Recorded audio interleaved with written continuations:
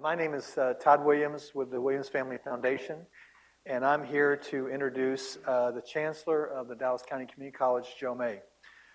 It gives me great pleasure to do so because if you think about what we face in Dallas County, we have roughly 18 to 19,000 high school seniors who graduate each and every year who 6 years later do not have a post-secondary education.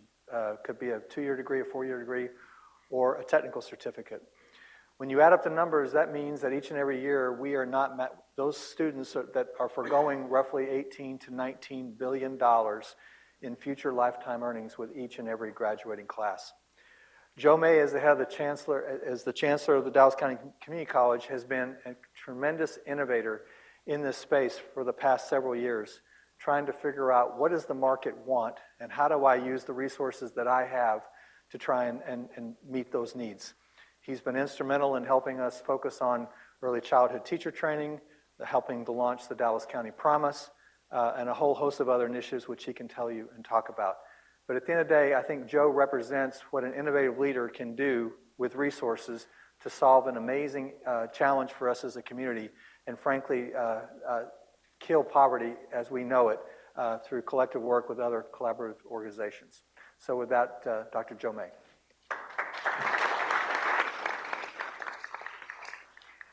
Todd, thank you very much, and thank you for all your great support. You know, we are fortunate in Dallas that we have outstanding partners joining together to solve problems. But frankly, that's harder than you would think to get people to collaborate, because particularly I think when we look at community colleges, and most of you in this room, I know I've talked to several of you, are familiar with community colleges and the roles that we play in every community. But today's community college operate under a model that we call a comprehensive community college. And that sounds great, except that it means that they're trying to do it all, and often all by themselves. And that's really part of the challenge, is that the problems we face are really too large for any of us on our own to make it happen. And this is where I believe we need to even reinvent how we engage and how we look at serving our communities and whom we work with in our communities going forward. We're fortunate here that I've got great partners in the superintendent of the school, the president of the University of North Texas, Dallas. Frankly, we can finish each other's sentences. And we work on a daily basis to address the issues that we face.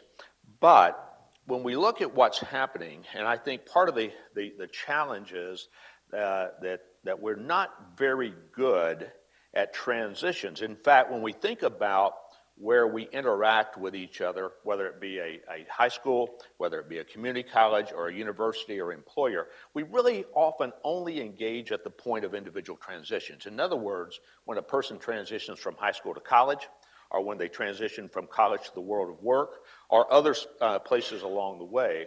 And it's because we are not focusing on the transitions themselves that create a lot of problem. We call it here fumbling the handoff. And we believe we fumble the handoff more times than we get it right. And that it's because of this autonomous, independent, go-it-alone, siloed approach that leads to a lot of the challenges that we face. And I think we have to be honest with ourselves and say it's really not working. Todd just shared with you some data. But if you look at Dallas County today, 65% of all jobs documented require some type of post-secondary credential. That's the reality of today. The other reality of today is only 27% of high school graduates are earning any type of post-secondary credential ever in Dallas County. So and then when they earn them, because again, we're not good at transitions, employers say, but hey, they have the credential, but they don't have the skills, they don't have the knowledge, they don't have the abilities that we're looking for. So we're out of sync from high school to college, we're out of sync from college to the workforce, and so how do we get that aligned? You know, a short while ago, the superintendent and the president of the university and I had the honor of hosting Melinda Gates for a bit. And as we left the meeting, we said, wow, It's clear what we're doing is a little bit unique, but what happens if one of us leaves? What happens if the superintendent leaves? The next one's likely to sweep away everything that we've worked on and everything that we pulled together, whether it be our Dallas Promise, whether it be our high school partnerships, whether it be our workforce collaborations or others. So we sat down, we came up with a plan. Because we believe, because it kept coming in the conversation, that our record systems don't align. And one of the problems is that the transition is very hard. So, when I look at those of you in this room today, I suspect most of you have at least one credential, probably many credentials from separate institutions, right? So the way that works is each one of those credentials is housed in a separate location, all under someone else's control. So if I ask you to share your credentials with me right now that you've earned, and you're unusual because most of you have that, what you would have to do what I do. I would have to contact all the institutions I attended.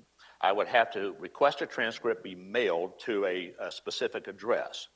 Now you think about that, and that perhaps worked okay in a slower paced world, but it's really not working very well today, and it creates other issues as we look at that. Because I was thinking back recently of September 2016. Some of you may remember the ITT Technical Institutes. They closed across the U.S. 130 campuses shut down at once. We were tasked with trying to help as many of those students that we could, but guess what? With the doors locked, with servers offline, with no one answering the phone, people had gone into debt, hundreds of thousands of dollars to earn a credential, and they were useless because they were completely inaccessible to them. When we think about last fall, all of a sudden millions of people lost access to their credentials when Hurricane Harvey came ashore, closing over 200 institutions, some of them for as long as a month. And again, people had earned valuable credentials. They just couldn't prove it for a period of time because they couldn't get access to those credentials.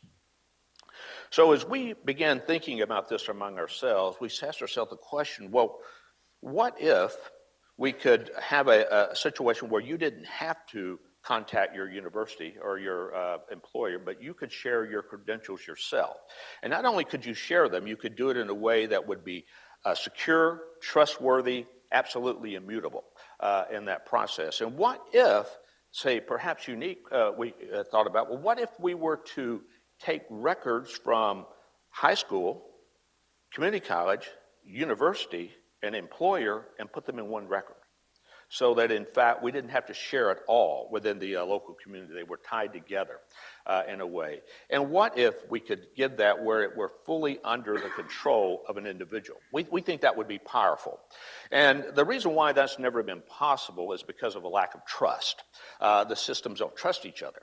And that's until today, however, we do believe that there is a solution. You probably have heard of it. It's called blockchain.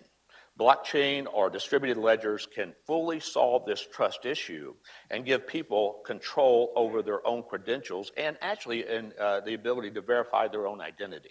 And it also allows for sharing of information in ways that's never been before possible because of the distributed nature of it allows for multiple organizations and institutions to write to the same individual's personal record instead of them having to be kept separately. So imagine how that's a game changer when suddenly you're locked together at the point of transition where we lose the most people in the process. And that's what we're working on today. So we've joined together with the Dallas Independent School District, the Dallas County Community College District, the University of North Texas at Dallas, the Greater Dallas Workforce Solutions, the Texas Workforce Commission, to work collaboratively and create this system. And I'll tell you, we're in the process now of building it. We have 3 partners that are technology partners that are helping us. IBM is using their framework to help build this out, along with Salesforce as a communication platform because they have to talk with each other, and a company here locally called Greenlight that is actually building the distributed ledger or the blockchain technology to make that happen. We see this as a way that communities can work collaboratively by tying together at the student level the record system that's often so dysfunctional that even if you earn the credential, you can't make full use of it. And when I talk about reinventing Community College 2.0, I don't mean just a community college. It means reinventing K-12, it means reinventing the university, and how we engage students and get them into the workforce. Thank you for allowing me to share some time with you today.